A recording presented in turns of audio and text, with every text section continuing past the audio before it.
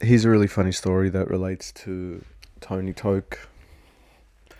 There are a lot of Tony Tokes.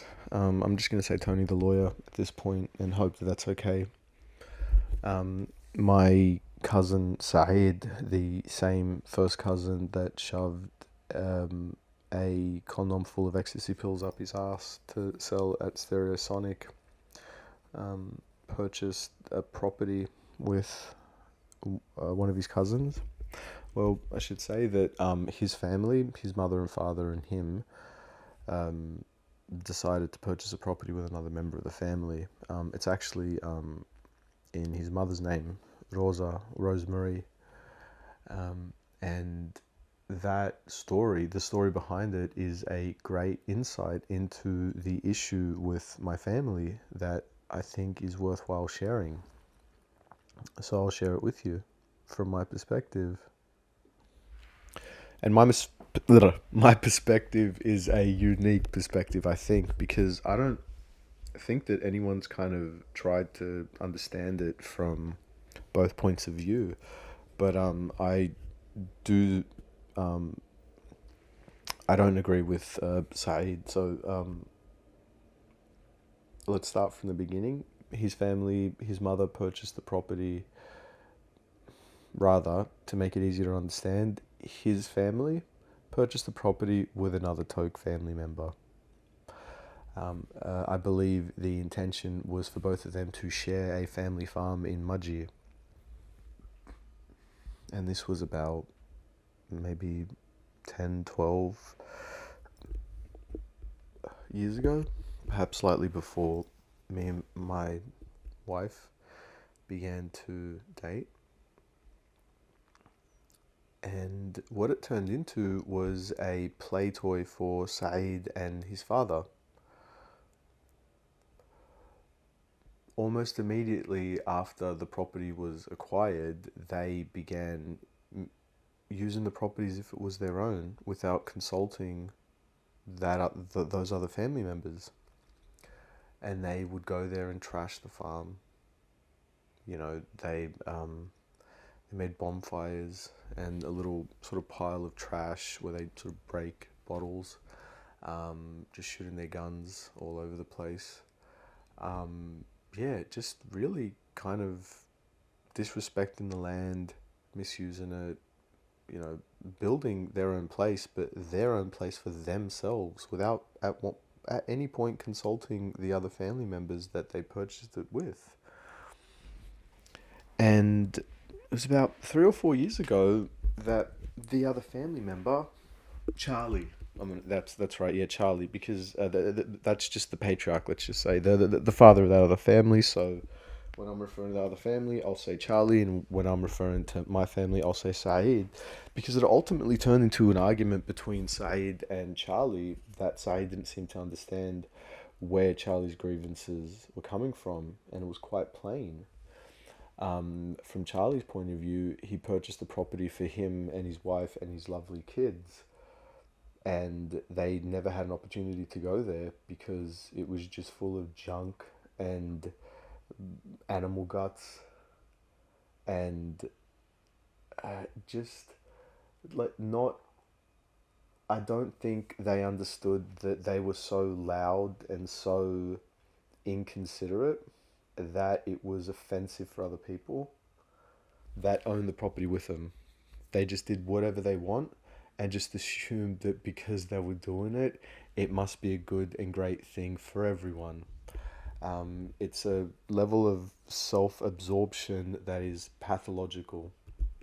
And that might be a problem in our community. I don't know. But that was the grievance. It was as simple as that.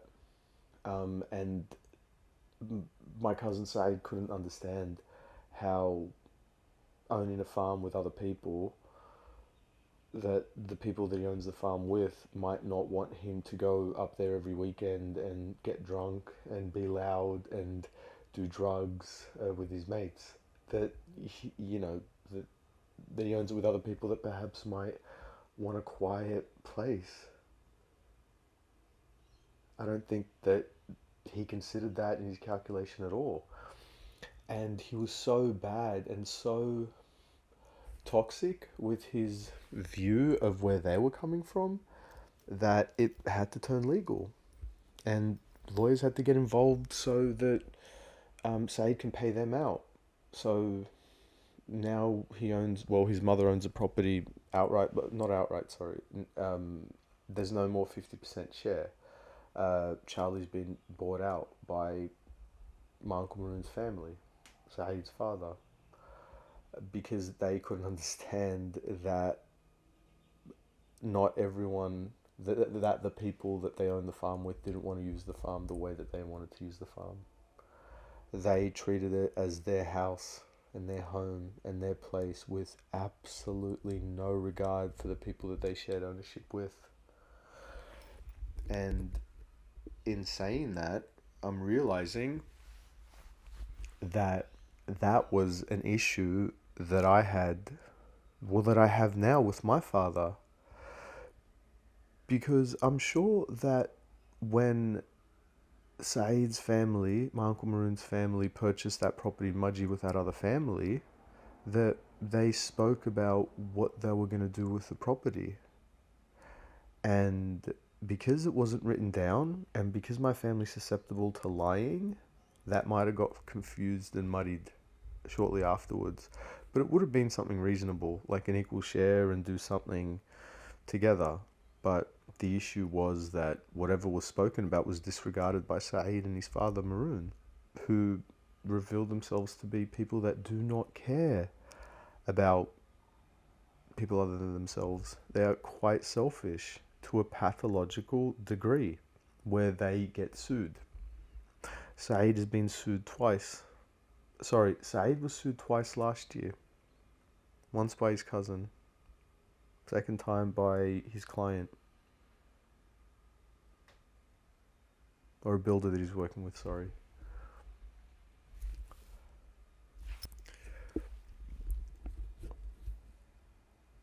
And the whole affair with Saeed's farm reminds me of the fact that I own a property with my father at the moment in Marylands.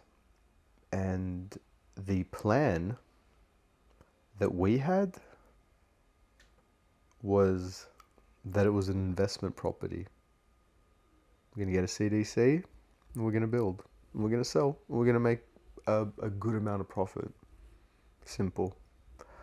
I've done it before.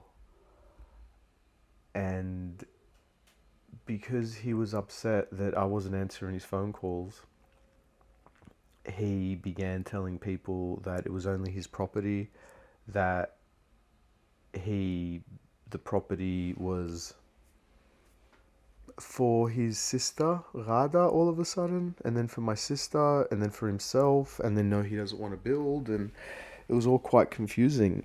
He got quite emotional about it. He forgot the conversation that led, the agreement that led to us purchasing a property together, and no, it's just a rental. No, but what about what you told your son? No, it's just a rental. No, but what about the agreement? No, it's just a rental. What are you talking about? It's a rental. It's a rental now. I said so. It's a rental. And it's just as simple as that. Because he's upset and he can't control his emotion. But also because he has absolutely no regard for people other than himself. Like his brothers and sisters who have no regard for anyone other than themselves. And it is so bad that owning a house with my father was so damaging to me psychologically that it caused a nervous breakdown. That's how toxic my father is. And my family members are so toxic that people have to sue them to get out of ownership of their property. Saeed used to shove ecstasy pills up his ass and sell them at Stereosonic. That realization, that story, that memory makes a lot more things understandable now, and makes me wish that I was more cautious before.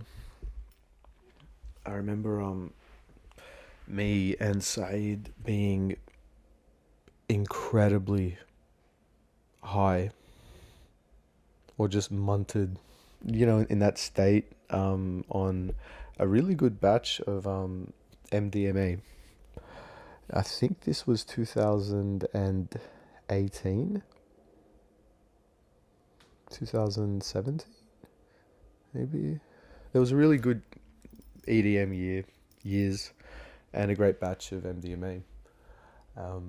Might have been around that time, but we were just high off it. And when he was at the festival, as he was selling to people, he was getting their numbers and telling them that if they want anything afterwards to call him. Like a very good drug dealer. His uncle Mudgee would be extraordinarily proud. I wasn't. I was actually extremely uncomfortable, but I was hopped up on so many drugs that it was all good. It was just one of those moods. When you get on cocaine, that, even if you witness a murder, you don't care because you're that chilled until, it runs out 20 minutes later, and then you have a panic attack until you get the next line. Um, yeah, I was, just in a state, and I was in that whatever mood. Yeah, yeah, whatever, man. Following him, around while he's selling. Actually, no, that wasn't that year. It was another year. Where I followed him to King's Cross to sell to a pair of girls that he would have met at the festival, and told them that he's a drug dealer. I just remember being in King's Cross with him in that sort of drug-addled mood, and it just sobered me right up. Might have had a panic attack after that, but just being in this sort of alleyway in King's Cross, selling to these two lovely girls like creepy drug dealers. I didn't want to be that. I felt very uncomfortable. And I think on some level Saeed was as well. But perhaps that had just been normalized and revered or respected for so long that he just assumed that, he repressed those sort of guilty kind of feelings. It's like, no, what is it? It's just selling drugs. My uncle does it all the time. What's the problem? It's that cognitive dissonance that I find troubling. That someone good-hearted like Saeed in the Lebanese Maronite community could have veered so far off the path that we're supposed to have taught him. How selling drugs in King's Cross to a pair of females in a drugged state was just normal. Nothing to kick up a fuss about. And I didn't kick up a fuss about it. And I think that affected me on some sort of subconscious level. Because I think I kept seeing patterns repeat of Saeed just making a lot of mistakes and not realizing what those mistakes were. But for someone like that, the mistake is never themselves, it's always someone else. And I'm sure that is extraordinarily frustrating. It's almost like an itch that you can't scratch. It's like you always feel an itch and you think it's someone else. And so you fix that problem. You get sued by them, or you attack them, or you do a job poorly. You think, okay, I've, done my good deed for today, but I still feel this itch. And it's probably because he's a bad person. Oh, no. Of course he's not a bad person. He's embodied so many bad habits from bad people. Like my Uncle Charlie and my father Majid Toke. Both of them assaulted their wives. And my family, my aunts and uncles on my father's side, swept both of those facts under the rug. The consequence of my father's addiction and abuse was obviously, my mental turmoil and my sister's. But my brother Asad is in jail at the moment as well. And my father's never taken responsibility for the fact that he ruined his son. Because I have my own trauma, and it stopped at the same time that it would have stopped for my brother, the childhood trauma I'm referring to, but it started a year earlier for my brother. So he has a little bit more of it than me. And he's in jail. And he's sick and he's broken. Because he comes from a sick and broken family that refuses to believe that they are sick and broken. And it's not a good thing. I don't like it. That sick and brokenness expresses itself in so many different ways. The most heartbreaking of which is not respecting and revering the good in people, and rather stamping that out because of people in my community's mental health issues. So many good, great people in my family. Gabbie is someone that I want to talk about. I don't know his company name. He's a scaffolder, and he's amazing, and I love him to death. And he's been that quiet, strong support for both me and my brother forever. And he's rich materially. It's not that hard, by the way, guys, to make money in Australia. It's kind of like paradise, and it's easy for hustlers like us. We've been through wars, we can figure out Australian economics quite well. And we've served Australia really, really well. It's in us. Gabbie's got that in him. But his issue is that there's no acknowledgement in the family. Not little acknowledgement, no acknowledgement, not a single thing, because people in our family are not allowed to succeed for fear of offending people like my father and Uncle Charlie. And that's heartbreaking, a travesty, a disgrace. And I think that we are seeing the sort of fruits of our labor, right, that we've sown so long ago, that actions and businesses like Gabbie don't go rewarded. It goes uncelebrated. I don't like that. And by the way, Gabbie's not perfect. Who is? I'm not. God, I'm not. But he's doing great for the handicap that he's had, that we've all had.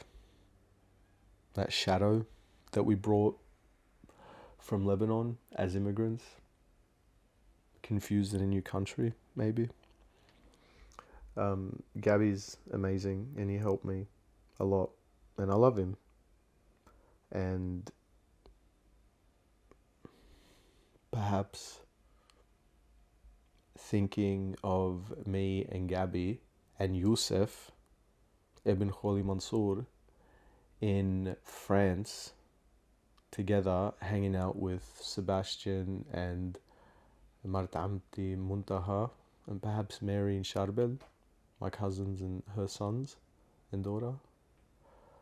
Perhaps that thought, it's a nice spring lunchtime in their backyard in Châtillon-sur-Seine,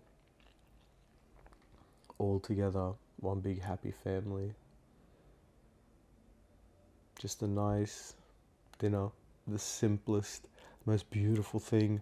No prostitutes or cocaine in sight. That's the miracle, and that's the paradise, and that's the heaven on earth that I want to work towards, not a strip club. And that's a nice idea. I think they'd love to see us, especially Gabbie, because that side of the family has a very strong connection to them, and to Tony, the lawyer, as well. And that'd just be lovely, wouldn't it? And I think that's a great, lovely note to finish. So I love you. Bye.